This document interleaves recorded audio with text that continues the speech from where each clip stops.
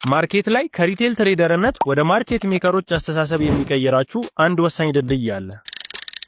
ማርኬት ሜከሮች በአንዴ ወደ ማርኬት መግባት ስለማይፈልጉ ኦርደራቸውን ከፋፍለው የሚደብቁበት ሚስጥራዊ ዞን አለ። ይህንን ቦታ ካወቃችሁ እነሱ ተመልሰው ኦርደራቸውን በሚሞሉበት ጊዜ ጥንቅቅ ያለ ኢንትሪ ከነሱ ጋር መግባት ትችላላችሁ። ይህም ኦርደር ኮንትሮል ዞን ወይም ኦሲ ዞን በመባል ይታወቃል። ኦሲ ዞን ማለት ማርኬት ሜከሮች ከወሳኝ እንቅስቃሴዎች በፊት ጠንካራ ኦርደሮችን የሚያስቀምጡበት ቦታ ነው። ይህንንም የእግር አሻራቸውን ጥለው የሚሄዱበት ቦታ አድርጋችሁ ቁጠሩት። ማርኬት ሜከሮች በሙሉ አቅማቸው ማርኬት ላይ እንግባ ቢሉ ፕራይስ መቋቋም አቅቶት በከፍተኛ ሁኔታ ስለሚዘል መጥፎ ዋጋ ላይ ወድቀው ገንዘባቸውን ያጣሉ።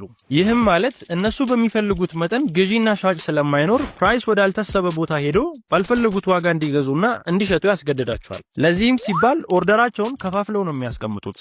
ይሄ ቦታ ነው ኦርደር ኮንትሮል ዞን ወይም ኦርደር ኮምፕሬሽን ዞን በመባል የሚታወቀው።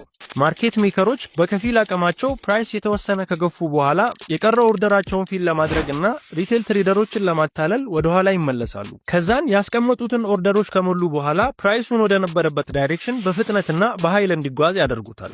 ታዲያ ኦሲ ዞንን ለይቶ ማወቅ ከማርኬት ሜከሮች ጋር ይህንን እንቅስቃሴ እንድትቀላቀሉ ነው የሚያደርጋችሁ።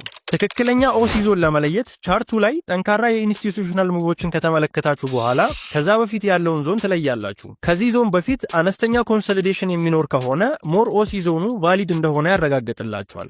ኦርደር ብሎክ፣ ፌር ቫልዩ ጋፕ እና ሰፕላይ ኤንድ ዲማንድ ሌቭሎች እዚህ ዞን ውስጥ የሚገኙ ከሆነ ኦሲ ዞኑ ጠንካራ መሆኑንም ያመለክታሉ። ፕራይስ ተመልሶ ወደዚህ ቦታ ሲመጣ እዚህ ዞን ውስጥ የሪጀክሽን ካንድሎችን እና ዊኮችን ጠብቃችሁ ከማርኬት ሜከሮች ጋር ወደ ትሬድ መግባት ትችላላችሁ ማለት ነው። እዚህ ጋር የሪጀክሽን ሲግናሎች የሚያሳዩት ማርኬት ሜከሮች ለኦርደራቸው ዲፌንድ እያደረጉ መሆኑን ነው። ማወቅ ያለባችሁ ነገር ኦሲ ዞን እና ኦርደር ብሎክ ተቀራራቢ የሆኑ ግን በጣም ብዙ ልዩነት ያላቸው ዞኖች ናቸው። ኦርደር ብሎክ ማርኬት ሜከሮች የገቡበት ሲሆን ኦሲ ዞን ደግሞ ማርኬት ሜከሮች ኮንትሮል ያደረጉት ስፔሻል ኦርደር ዞን ነው።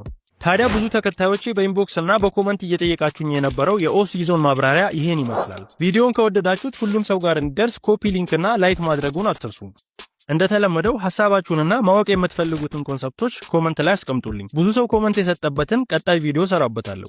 በተጨማሪም ሌሎች የትሬዲንግ ትምህርቶችን ለመማርና ከኛ ጋር ትሬድ ማድረግ ከፈለጋችሁ ባዮ ላይ ባለው ሊንክ የቴሌግራም ቻናላችንን ተቀላቀሉ።